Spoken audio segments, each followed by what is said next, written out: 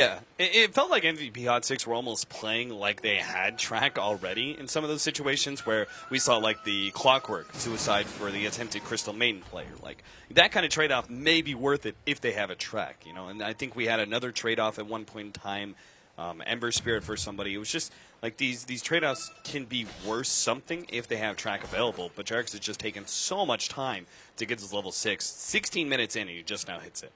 Yeah, I think VP should actually go for a smoke and then go for either Roshan or just look to pick off and go for that top tier 2 tower. Like those are probably the smartest options. If you feel really comfortable right now, going for the Roshan is perfectly fine, considering the type of lead that you have. But it does look like they want to get into that top fight because they know Forev isn't going to be there. And this is just a dangerous maneuver by MVP Hot 6. Like, there's only potential for death here because that top tier 1 tower has pretty much full HP. Like you're committing really heavily for this. And yeah, if you don't win this you fight, know, no matter where VP are, they are going to be able to rotate in time before this tower dies, just because it's full HP. So MVP Hot 6, if they stick around, it's going to be a very clear misplay. They do get the glimpse back, but they've caught Jarex. At the same time, Lil is now trapped in with Sunby. He's not going to be able to get off that ultimate. Song of Siren unable to go off. DK Phobos hoping to be able to catch Jarex here. Echo Slam gets laid out, and he does manage to get him silence as well as a kinetic field. Blocks out the rest of Virtus Pro from pursuing. Now they're going to be able to come back for Rev. Goes for more kills, trying to check out DK Phobos. A little bit more burnt damage. He does manage to get it. There goes the Crystal Maiden as well. Illidan next target up. And boy, MVP Hot 6 may have just won this fight, but never mind. MP, he gets taken out by the Lina, and God is ready to go for more. Forev easily cleaned up. Sunby, the last target, is going to have to TP away. God, just playing around those cogs. he doesn't even care. He's like, No, whatever. He really doesn't. And that wasn't a bad trade at all for MVP Hot 6. They actually got a few kills there on a few core heroes. They slowed down the Bloodstone progression of the Lina, who's instantly alive, but they don't manage to grab the Tier 1 top, and I think that was the greater bounty for them because they need to open up map control. They've taken the Tier 1 tower mid, which is good, but if you can get that Tier 1 tower top as well, it makes it really hard for VP to rotate if they're farming the jungle. So I think if you're VP, you're a little bit nervous about what just happened, but still in firm control. I think going for the Roshan, once you get probably... I guess they don't even need the medallion. It looks like Lil's just going to go for the mech for the team fight potential that it provides, but I think going for the Roshan is the better play here. Maybe even smoking and invading the jungle of MVP Hot 6 and just establishing dominance, but smoking is definitely the play. Like, regardless of what you go for here, you go for the smoke. Yeah, you don't want to give MVP Hot 6 further opportunities to make the comeback, as they are going to run into Sunbeam. Free pickoff here, not much that Sunbeam can do, and they get back the 8 Bloodstone charges for Lina. Now the question is, what do they do with that kill? Are they actually going to be able to go back and take Roshan for themselves with that hero down? I think they should, because they know that even if MVP Hot 6 are aware that they're taking the Roshan, they're not going to be able to get there in time. Like, they've lost their Tier 1 tower mid, they've lost their Tier 1 tower at bottom, and so they should spot them coming in. And MVP Hot 6, I think they have a smoke on Jarex, if I remember correctly, but committing that is really unlikely. Like, you getting that kill is very unlikely. The better thing to do is pressure this top tower so you get some sort of trait. Like, farming the jungle is not enough here. How's Forev doing? Okay, so he's got Battle Fury coming in here right now. In fact, he can buy it up. They're going to take this Tier 1 tower, which will bring MP pretty close to his BKB, which is a significant fighting item. I don't think that... Yeah, it's just the problem is, like, these supports don't really have any progression. There's no item that a Bounty Hunter or a Disruptor really picks up that's going to change the game in the first 30 minutes. Right, so it's entirely on the Queen of Pain and the Ember Spirit. Even Clockwork doesn't really change much. He gets levels and stuff, but Force Staff, Aghanims, those sort of items are nice and they're good utility, but I don't think they really change your power too much. Forev surprisingly has a Battle Fury, so he's done a good job of not getting picked off too much, and G right now has got quite a bit of farm, and MP going for this BKB. The weird thing is, I think it's both the right option and the wrong one at the same time. You needed to be able to survive the Earthshaker and the Crystal Maiden, and pre-Lina Aghanim Scepter, it's probably really good. But VP have a lot of ways to deal with it. Like, their lineup is so complete and balanced, because the Ensnare does go through the BKB. You can just Ensnare sleep, and then MP stuck in a situation where he has to 1v5. Yeah. And there's also the initiation factor of the Earthshaker, like just jumping on the Queen of Pain and immediately Echo Slamming, not giving him the opportunity to pop the BKB. Sunby, he's going to be caught here. God, oh no, he missed the hook shot. He tried to get away. TP out, and nope, Song of Siren will stop him. Just a real quick half-second stun there from our Naga. MVP Hot 6. I mean, at least they know VP are 5-manning. This will give them the opportunity to quickly split push both top and bottom because, as you said earlier, VP, if they're going to get a kill, they're usually going to try and get an objective immediately after. Yeah, and VP are so smart about this right now because they're just making sure that there's no situation where Jarex can get in there to get as many track kills, because that's what you want as a bounty hunter in a situation like this. You want to get a 5-man track and just hope. Disruptor pops the ultimate, will be able to catch FNG. Of course, his life is forfeit, but maybe he can bring FNG low enough for Ev to kill him, but not even that's the case. FNG, he's got Tranquil Boots, wands. In fact, he's got a lot of magic wand charges. It's not even close. God has taken a lot of damage. Of course, he does have his Aegis, as well as the creeps that he's killing. So he will survive to be able to get back. They take that tier 2 tower. Jarex now is in this really awkward position where he could easily get caught out here. DK Phobos blinks forward trying to catch him.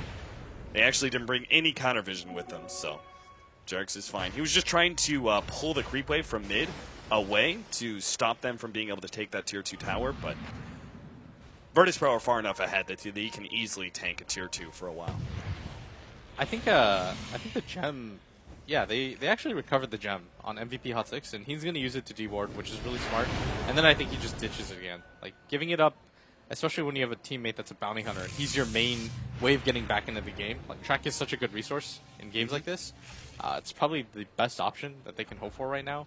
And once G loses his Aegis, maybe you even look for a fight if you're MVP Hot 6. And the problem, though, is G just got his BKB, and so MVP Hot 6 doesn't have the best physical damage dealing lineup. You've got the Sonic Wave that can pierce, but that's pretty much it. And they do want to make use of this Aegis while they still have it, and it's going to be mid. Yeah, 3-man smoke will catch Jarex. He already had the counter ward placed preemptively there anyways, so quite an easy pick off. Now with the tier 2 tower actually already being threatened in the top lane, they should be able to take that one. It's just a simple rinse and repeat every single time. VP, find an opening, get a kill, take a tower.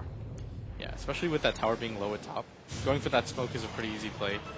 If you catch somebody, great. If you don't, you're still in a position where MVP Hot 6 have 0 time to respond.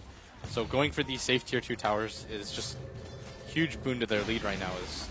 I mean, they're just completely dominating in both experience and network. MP can't even push out that bottom tier 1. DK Phobos quick to be able to defend. In fact, he's almost completed a Force Staff now. So MVP's game seems to be entirely on playing defense around an Ember Spirit, turtling this one out until he gets really big. So VP, the game is utterly theirs, like control-wise. They can choose when to push uphill. They know MVP Hot 6 really aren't going to be poking out too often against them.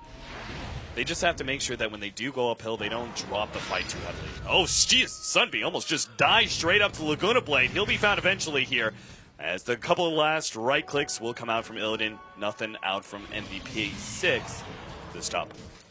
Yeah, you have to just give him up at that point, but he is racking up a decent amount of Bloodstone charges now. He's got 2 above what he should be at, and they've got so much control of this game. The good news for MVP Hot 6, though, is they do still have track, and MP doesn't have too many counters on the side of VP. Like, if he's really smart about his positioning, he can stay alive and just poke at them repeatedly with the Battle Fury, and there's nobody on VP that want to overcommit for him. Like, if you run your Bloodseeker, maybe, but your Lina can't really follow up because it's just dangerous for her. She doesn't really have the best armor. You've got a Crystal Maiden as a support, and the Naga Siren is probably not going to be a position where he's going to be able to get the net off, but at top, MP has to pop his BKB for this. Yeah, and he's running himself away. Of course, he's got a TP. It looks like he's just trying to bait Illidan a little bit with Jarex coming in from the side, but Illidan's way too tanky. He's got 1,700 HP. So now Virtus.pro will just go for the last remaining Tier 2 tower. God's got a Blade Mail, SNY, now a BKB. What's his next item? An Abyssal Blade isn't bad here. Getting some sort of HP item also isn't terrible. It looks like... So he could go... Maybe if they want to sit back, they could go for even like a Scotty. Assault is pretty good too. Yeah. Pretty much anything that can go high ground, but it looks like Scotty's going to be the build. Just wants more stats. This is the smart play from VP. If you don't have a Roshan to go for, why not just go for the tier 2s? MVP have clearly demonstrated that they don't want to defend it because they don't think they can, which is the right play for MVP. So both teams are doing as expected. The real question is whether or not MVP is comfortable giving up the Roshan, but I think they have to be. There's just too much blind vision between Roshan and them so that if they run into VP when they smoke gank, when VP try to secure the Roshan, the game could just end. So the better thing is probably just rely on the defensive capabilities of Track and the Battle Fury Ember Spirit. Which is just defend infinitely and hope that VP overextend. Like, that's what you're hoping for. It has to be a mistake by VP at this point. Is Ember Spirit going for a second Battle Fury, or is this Linken's versus the Laguna Blade? I think that you have to kind of go all in. Yeah. And just go for the second Battle Fury. Okay, in which case, I'm glad you answered that. Why a second Battle Fury as opposed to a Crystallis Daedalus build? Maybe it is a Linken's. It might be, actually. Because if he just gets one-shot by the Lina, it probably doesn't even matter. Yeah. And there isn't the best single target on the side of VP. Like, maybe she can blow it with the Yule Scepter, but I almost feel as if MP or Forev has to continue to go late game items and just damage dealing items rather than just going for defensive stuff. It's kind of like when I see a team that's really far behind and I make the call for Divine Rapier, just because I'm like, you have to go all in. Sunby is going to try and catch out Illidan here. He immediately eats through the cogs. Very good play from Illidan, and he's so fast thanks to Fiery Soul that he will be able to stay one step ahead of these heroes despite the Track extra movement speed. The rest of VP here to defend him, so MVP Hot 6 quick to retreat. That's not a bad move for them to go for, though. That's probably the main kill that they could have actually made happen. So you still have to get somewhat aggressive and punish when one hero just decides to push out by himself, right? You can't just let VP establish that much control, where one hero can pretty much scare 5 heroes into being inside the base. But I think Forev should stay for buyback more than anything, especially if he anticipates VP going for it. But VP is probably just waiting at the next Roshan. Absolutely securing the win against a bounty hunter is probably the smarter move here. That Roshan will be up in about 2.5 minutes here. So Virtus Pro going to have to wait a while longer till late Roshan, but that's fine. Still need a